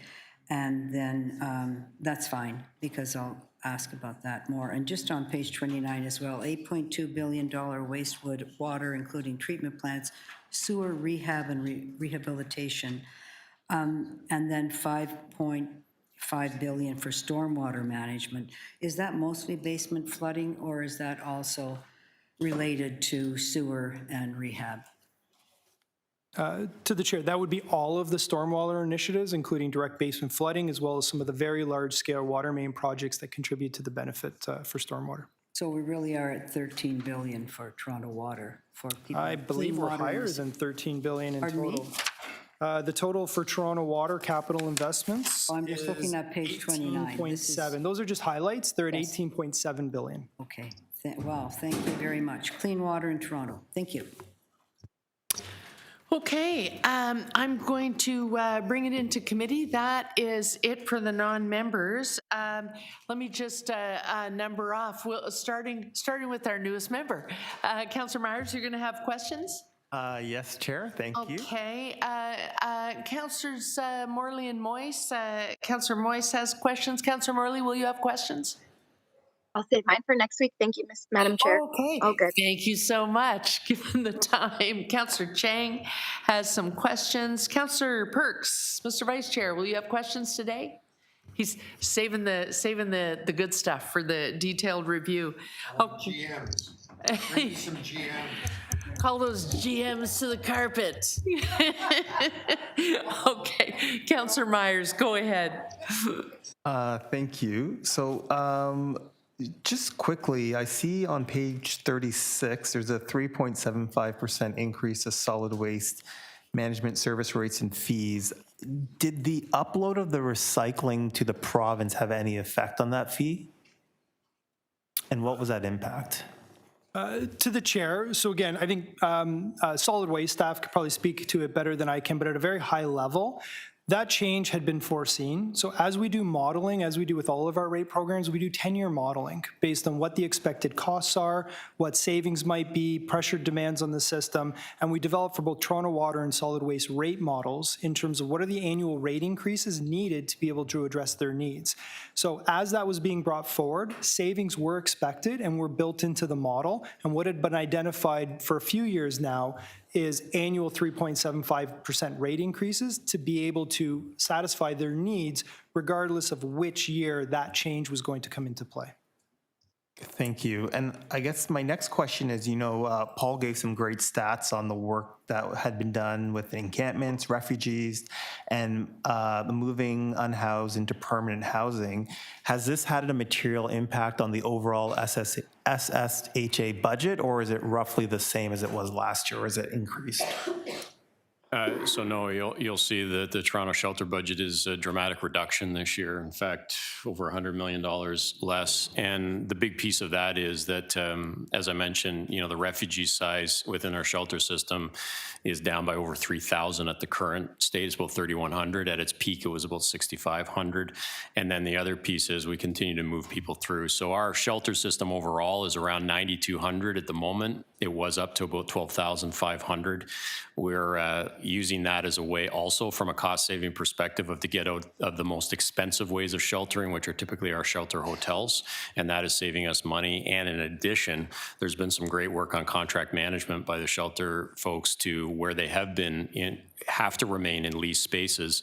They're actually getting a better deal. That came out much in 2025. So it's a combination of things, and you'll actually see in their specific budget that year over year, it's a dramatic reduction. Why we put it in as it's still an issue is we continue still to have a dramatically larger shelter system per capita than any other Ontario municipality. So we continue to say there needs to be a better deal for Toronto in terms of how we deal with homelessness, but in terms of how we're managing it ourselves, you see a big change in a positive direction this year. Thank you. And just one more question. I don't know if this is a next week question, but when we passed the luxury home tax, I think council also said they wanted it focused on transit and housing. Do you have a rough breakdown of where that money went in terms of those two pots? So we can definitely get back in terms of that rough breakdown, but what you do see is that generated, I believe, around $13 or $14 million, and I'm sure as you're aware, there were significant increases in funding being made within transit initiatives. And essentially that increase enabled us to be able to come forward, or enabled us at least a portion of some of those additional costs that you're seeing in transit and housing initiatives consistent with that direction. Great. Thank you very much. Oh, okay, thank you. Councillor Moyes, you had some questions. Madam Speaker, I'm actually going to hold my questions till next week. In the interest of Okay, time. they're a little more detailed? Okay, will do. That leaves Councillor Chang. Thank you. Through the chair, with regard to the $323 million that is coming from temporary bridging measures, and you stated that there would be an equivalent pressure in 2027. So I'm just wondering, what are we bracing ourselves for with regard to 2027? Or is there a projected increase that we think we might need to, is this a year of relief that will lead to further pressures next year? What are we planning here? To the chair, so as we develop this budget, and it's similar with how we've been developing budgets really since 2024, we take an enhanced multi-year view. When we look at 2027, we've identified our outlook. At this point in time, and I want to be very careful, it is January 8th, 2026. We are expecting an opening budget pressure for 2027 of $1.12 billion. As we saw this year, things change. This year, there were significant changes as it related to ASC and a couple of other changes that increased the pressure. If I look at where our pressure landed, it was over $1.3 billion. So through some of the actions that we've been taking, and especially around some of the reductions and offset actions that we've taken, we are seeing an ability to essentially maintain that pressure we've seen, even a slight decrease based on the inflated rate. But affordability was an important lens in this year's budget. And with that, there was a trade-off. And one of the trade-offs was some of the gains that we had seen in reducing the opening pressure that you would have seen in prior years. But you're not necessarily seeing any significant upgrade. It just means as hard as this budget process was, next year's will be equally challenging. And with regard to the New Deal discussions, you had mentioned that there is the development charge chasm that awaits us that will be a focus. Will there also be a focus on discussions of revenue tools that do grow with our economy that can address the structural deficit to our operating budget? Short answer is yes. It's always been our position that one of the more straightforward ways for us to have a long-term where we don't have to keep coming back, whether it's every year or every 3 years, it really doesn't matter. This constant churn of having to go back and have this discussion is in no one's interest, including the provinces. It'd just be better to solve it. The straightest path is to figure out ways that we can have predictable revenue streams that we can model as they grow with the economy.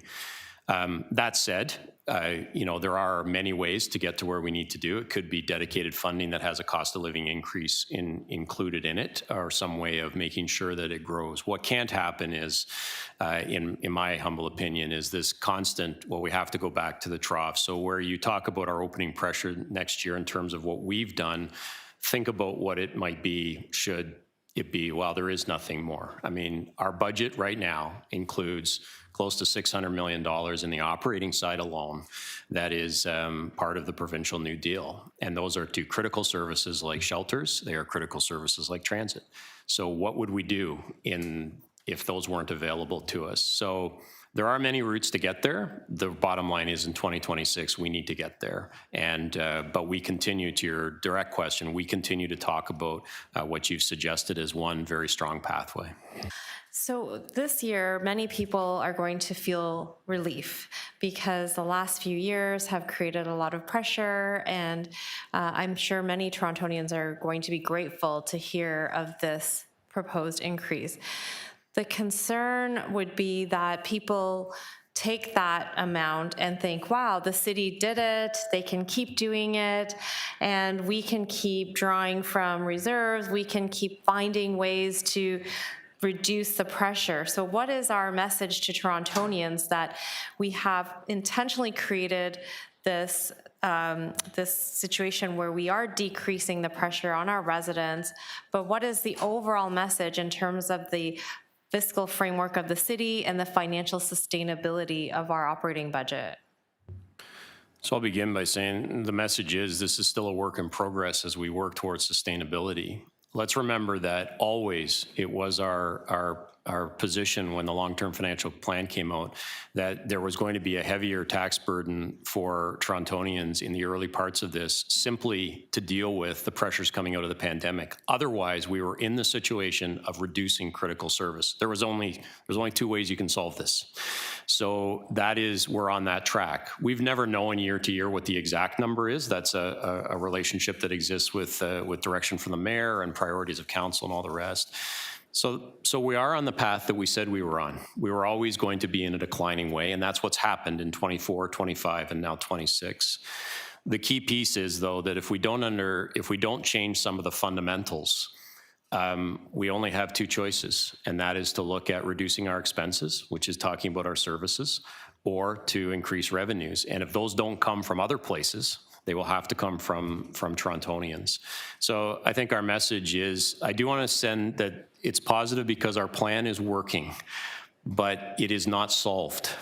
And that is where I think the collective effort of yourselves and working with us in terms of how we make the numbers all come together in a gigantic budget, our work together to say that we can get there. We've shown a pathway.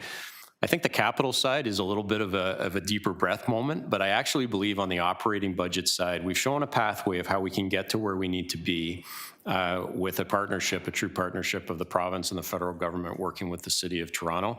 And we've already proven what can happen in a good way. And so I think the message again to Torontonians is let's get to that place, because then we do believe, and we've stated from the beginning, that you would see property tax increases that would be far more in the range of what has been expected by Torontonians from a historical perspective since amalgamation. Thank you. Okay, thank you, Councillor Cheng, and thank you, Mr. City Manager, for that answer. I only have one quick question. I think questions have been highlighted. We have all the deputy city managers here, and so you've heard some questions that we're punting to the detailed review. But while we don't, as we used to do in years past, we'd have every general manager come and listen for those questions. They're listening offline, and their deputy city managers are here. I only have one question. I want to thank Councillor Cheng for using the word draw. Talk to me about reserve draws. But the word we've been hearing since last night is raid. Now, in my accounting world, in the pencil world, when I hear raid means going into a reserve to serve a purpose for which that reserve was not accumulated in the first place. Are there any reserves that we are using not for their intended purpose, but for some other purpose? Or are we using them for the very reason we accumulated them in the first place? To the chair, so when we look at the total reserve draws this year, there is an increase from the prior year. Some of that is actually explained through some anomalies. A large part of it is just a timing difference between federal funding that comes in under a different fiscal year. We place the funds in a reserve, and then they come out, and it looks like a big increase in the amount of draw. We also have and that's the quantum, but that reserve was put there in the first place to deal with exactly that situation. Yes, for the intended use. You might also see, again, a unique change this year where we had been setting funds aside to our reserve for the World Cup, and you're now seeing a draw from that reserve. So there are some anomalies, even in an election year. Every 3 years, we contribute to the election reserve and we draw from it to help perform the election function. So you see a few anomalies that are driving the total amount of reserves that are coming up. Beyond that, within our base budget, we are using reserves as we traditionally use them. Where we look at our budget bridging actions, the one difference this year that I will note is we leveraged the budget bridging reserve in prior budgets as part of our budget bridging actions. We didn't necessarily have the same level of available funds in that reserve. So what we did was there was a comprehensive review done by financial planning across all of our reserves to look at where there was underutilization or inactivity. That was brought forward to council last month, and council approved our ability to leverage those funds into the budget bridging reserve for use today. Right. So they went into a reserve that is exactly for this, and they are now being used for exactly that. And that's the case, generally speaking, across the board. We reserved in advance of all of the collective bargaining that took place in 2025. The drawdown is because we then, cushion the impact by using that reserve. Basically, we're keeping to our reserve policies, and there's no meaningful change to what we accumulate and how we use it. The quantum goes up and down depending on the need. Yeah, to the chair. Outside of those actions that we took where there was some capacity or underutilization, we brought forward a few changes. Generally, what you see is the total amount of bridging strategies you see in this year's budget, while different sources, is relatively on par with what you would have seen in the prior year. Excellent. Okay. And then the rest members will see when the analyst notes, we hope by the end of the business day are out there. Spending rate that Councillor Fletcher highlighted is in there. There's a tendency always to flip to this year, but it's worth reading 2025 to see that achievement, the capital spending rate. Things like reserve draws are in their specific places because sometimes they're accumulated in a department. A lot of the things that people have been talking about since last night are in those analyst notes. If people are having trouble figuring out how to walk through them, this is what Councillor Thompson said, some of us have been walking through them for 23 years. So people need help to figure out what page. We're here to help. That being said, I'm going to leave it at that because the next most important part is a technical briefing for members of the media. And I know they're chomping at the bit to have that. So we have one other item of business, and that's item number 2 is we have to adopt, okay. I was going to move the motions all as a package, but let's do item number 1 first. We have to move a motion to receive the presentation. Councillor Chang, did you want to move that motion? Okay, all in favor of receiving that presentation that took us, I'm not even going to mention the time. I'm going to needle them about it later offline. and then I'm going to move to item number 2. Oh yeah, carried, yes, sorry. Matthew's keeping me to the letter of the law here. Okay, item number 2, if you've had a chance to read it, is the striking of those subcommittees that will go out to hear the deputations in the 4 civic centers. I hope folks have already reviewed them so we can consider them read and adopt them. Okay. Councillor Myers, would you like to move that? It'll be your first budget minute. Councillor Myers is moving item number 2, the committees as presented. I see Deputy Mayor Morley. There's too many M's in this committee now. Did you notice that? Deputy Mayor Morley and Moyes and the rest of members, that item is carried. And then I just need my favorite motion, the motion to adjourn. They don't let us move it anymore. Thank you all. Thank you, staff. We will see you all a lot next week.